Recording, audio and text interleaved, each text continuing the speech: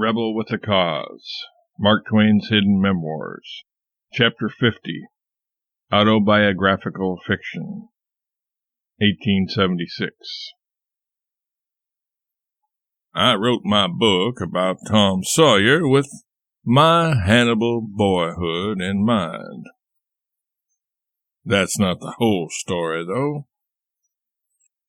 The impetus for looking backward in this way was actually rooted in imagining what Langdon's childhood would have been had he continued his sojourn with us. Even here in Connecticut, much of his boyhood experiences would have been similar to mine, despite the remove of time and place. The motivation and inspiration for the book came less from nostalgia for my own bygone youth than from a profound pining for the lost boyhood of my son. While Livy tried to escape the constant and nagging pain of the loss by reading novels, my way out of the debilitating grief and crushing guilt was through writing, even if indirectly, of the incalculable loss. So in 1876, the centennial of the country, I published my first novel, that is, first written solely by me, The Adventures of Tom Sawyer. At first, I didn't quite know what I had in the book. What sort of book was it? I had difficulty deciding whether it was a boy's book, or should it be meant for grown-ups, or simply for people of all ages and backgrounds.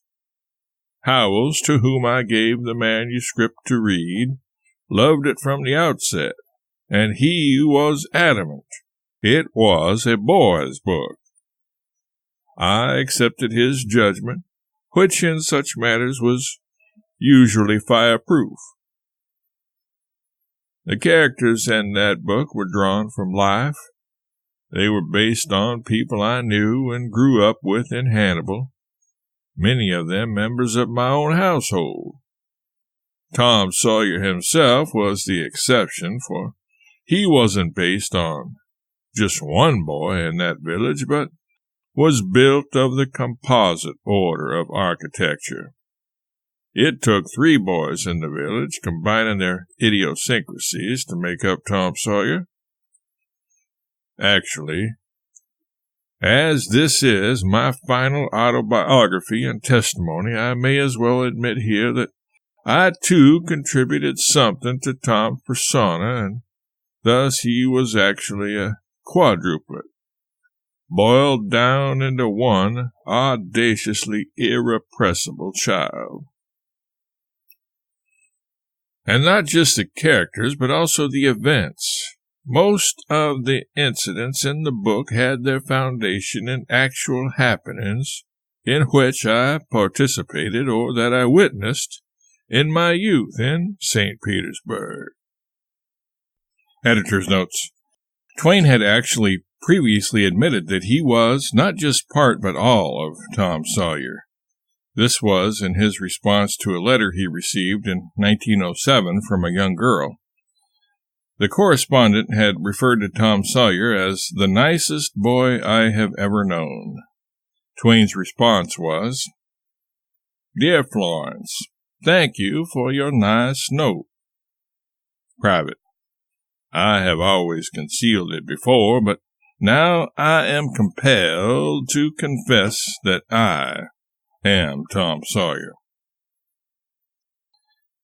However, when Rudyard Kipling tracked Twain down in 1889 to interview him, Twain said the following regarding Tom Sawyer. "He's all the boys I have known or recollect."